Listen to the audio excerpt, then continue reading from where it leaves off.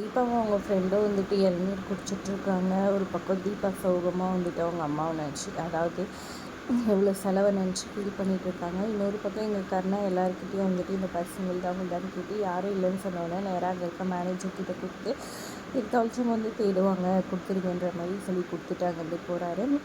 அதுக்கப்புறம் இங்கே பார்த்திங்கன்னா எழுதி காசு கொடுக்க வரும்போது தான் வந்துட்டு இந்து கவனிக்கிறாங்க. தான் வச்சுருந்த பர்ஸை காமிச்சிட்டு அம்மாவோட தாலி அதில் தான் இருந்துச்சு அழுகுறாங்க. ஒன்றும் இருக்காதுடி, அங்கே கடையில் தாண்டி விட்டுருப்போம், வா போகலான்னு சொல்லிட்டு உடனே அங்கேருந்து அவங்க ஃப்ரெண்டு செல்வி கூட்டிகிட்டு கிளம்புறாங்க.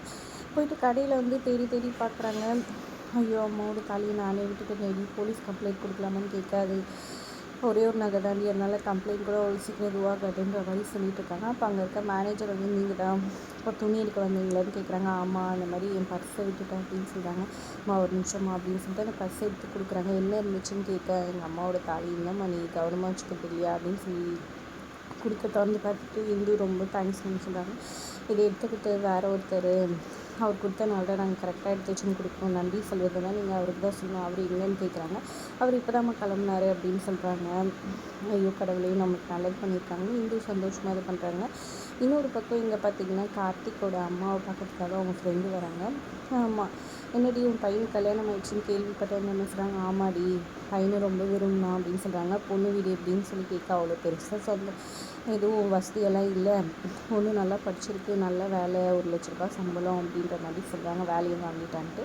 அப்படியா, ஒரே காலேஜான்னு சொல்லி கேட்க இல்லை அந்த பொண்ணு இந்த காலேஜில் படிச்சு காலேஜ் பேர் சொன்னோன்னே வந்துட்டு அப்படியே என் புருஷன் அங்கே தான் வேலை செய்கிறாரு, நான் அவர்கிட்ட கேட்குறேன், நீ பொண்ணோட ஃபோட்டோ இருந்தால் காட்டுன்னு சொல்கிறாங்க. பொண்ணோட ஃபோட்டோ காமிச்ச உடனே வந்துட்டு நல்லா தான் இருக்குது பொண்ணு, சரி நான் என் ஹஸ்பண்டுக்கு அனுப்புகிறேன்னு சொல்லிவிட்டு எங்கள் ஹஸ்பண்டுக்கு ஃபோட்டோ அனுப்பிச்சி என் ஃப்ரெண்டோட பையன் வந்து இந்த பொண்ணு தான் கல்யாணம் பண்ணியிருக்கான், அவங்க காலேஜில் தான் படிக்கிறாங்க, பொண்ணு எப்படி என்னென்னு விசாரித்து சொல்லுங்கன்னு சொல்கிறாங்க. உடனே ஒரு ஃபோட்டோ பார்த்துட்டு இந்த பொண்ணை பற்றி விசாரிக்கவே தேவையில்லை, எனக்கே தெரியும் அப்படின்னு சொல்கிறாங்க.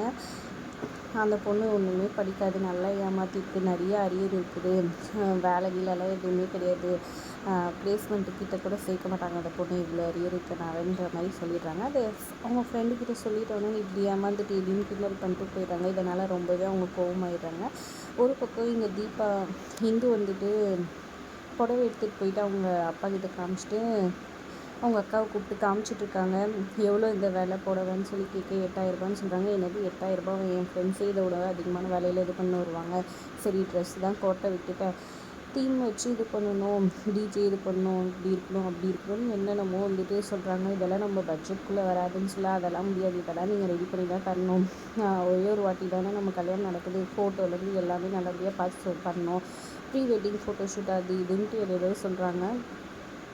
அவங்க அப்பா கோவப்பட விடுப்பா, பார்த்துக்கலாம், ஒரு வாட்டி தானே பண்ணுறோம், அக்காவோட ஆசைக்காக பண்ணிக்கலாம், எப்படியாவது சமாளிச்சிக்கலான்ற மாதிரி இந்து சொல்லிடுறாங்க. அதுக்கப்புறம் பார்த்திங்கன்னா தீபாவுக்கு கால் வருது அவங்க மாமியார்கிட்ட வந்து, உடனே நீ கிளம்பி வீட்டுக்கு வா, அவங்ககிட்ட ஒரு முக்கியமான விஷயத்த பேசணும் அப்படின்னு சொல்லிடுறாங்க. அவங்க கோமா பேசுகிறத பார்த்துட்டு தீபா பயப்பட இந்து வந்து எதுவும் இருக்காது காரணம், வாங்க போய் பார்த்துட்டு வந்துடலான்னு சொல்லிட்டு கூட்டிகிட்டு போகிறாங்க. வீட்டு வாசல் போனோன்னா இந்துக்கு ஃபோன் வருது, நீங்கள் உள்ளே போனக்காக வந்துடுற ஃபோன் பேசிட்டுன்னு சொல்லிட்டு ஃபோன் பேசிகிட்டு இருக்காங்க. ஃபோன் பேசி முடித்த உடனே கர்ணா வந்து கரெக்டாக வண்டி இடிக்கிற மாதிரி வந்துடுறாங்க. அவங்க கல்யாணம் பண்ணிட்டு போகிற பொண்ணை கூட உட்கார வச்சுட்டு வந்து அறிவு இல்லைன்னு சொல்லிட்டு பார்க்க கர்ணா தான் தெரியுது. உடனே என்ன நீ எப்போவுமே இப்படி தான் ராங் ரூட்டில் வருவியா நீயா அப்படின்னு நீ என்னமோ சொன்னி, எனக்கு கல்யாணமே நடக்காது, நீ பார்த்தியா, இதான் நான் கல்யாணம் பண்ணிட்டு போகிற பொண்ணுன்னு காமிக்கிறாங்க. அப்புறம் அந்த பொண்ணை பார்த்தோன்னா அன்றைக்கி நம்ம ட்ராப் பண்ண பொண்ணு தானே, ஏமா உனக்கு வேறு மாப்பிளையே கிடைக்கலையா, இவெல்லாம் சரியான ஆளே, நீ எப்படியாவது தப்பிச்சு போயிடுன்னு சொல்லிட்டு இருக்க, எங்கள் மாமா இதெல்லாம் தேவையா நம்மளுக்கு, நீங்கள் வண்டி இருங்க போகலாம், தேவையில்லாத பேச்செல்லாம் எடுக்குன்ற மாதிரி சொல்லி அந்த பொண்ணு இது பண்ண உடனே கூட்டிகிட்டு கிளம்பிடுறாங்க. இன்னொரு பக்கம் இங்கே தீபா உள்ளே போனோடனே, ஏமா நீ வேறு என்ன நல்ல கம்பெனிக்கு போகலாம்ல அப்படின்னு சொல்ல, இதுவே நல்ல கம்பெனி தான், வெளிநாடு ஆஃபர் எல்லாம் கூட கிடச்சிச்சு, ஆனால் நான் ஃபேமிலியோடு இருக்கணும், உங்கள் எல்லோரும் கூட இருக்கணுன்றதுக்காக தான் அதெல்லாம் வேணான்னு ரிஜெக்ட் பண்ணுறேன்னு சொல்கிறாங்க. ஆமாம் அது சரி, இவ்வளோ அரியர் வச்சுருக்கே, இங்கே மட்டும் எப்படி கிடச்சிருக்கோம், நல்லா ஏமாற்றி வேலை வாங்கியிருக்கேன் ஏதோ ஒரு கம்பெனியில், இதில் எங்களை வேறு ஏமாத்துறியா அப்படின்னு சொல்லி கேட்கும் போதில் என்னத்தை சொல்கிறீங்கன்னு நடிக்கிறாங்க. உன்னை பற்றி எல்லாமே தெரிஞ்சிச்சு, என் ஃப்ரெண்டோட ஹஸ்பண்ட் அங்கே தான் வேலை செய்கிறாரு, எல்லா உண்மையும் சொல்லிட்டாரு, என்கிட்ட நடிக்காதுன்னு சொல்ல, அத்தை ப்ளீஸ் அத்தை, இதுக்காகலாம் என் வாழ்க்கையில் எதுவும் பண்ணிடாதீங்க அத்தை, நான் ஏதோ இதுவில் பண்ணிட்டேன், எனக்கு கார்த்திக்னா ரொம்ப பிடிக்கும், அவரை நான் ரொம்பவே லவ் பண்ணேன்னு சொல்கிறாங்க. ஒன்றுமே இல்லாத உன்னை எப்படி நான் மருமகளே எடுத்துக்கிட்டியோ, அதுக்கு நீங்கள் நான் சொல்கிறதெல்லாம் செய்யணும்னு சொல்கிறாங்க. நீங்கள் என்ன சொன்னாலும் செய்கிறாத்த அப்படின்னு கெஞ்சிட்ருக்காங்க. காலில் வந்து யார்கிட்டையும் எதுவும் சொல்லிடாதீங்கன்னு சொல்கிறாங்க. இவங்க காலில் விழுந்துட்டு இருக்கும்போது தான் கரெக்டாக இந்து வராங்க. அதோட எபிசோட் முடியுது. தேங்க்ஸ் ஃபார் வாட்சிங்.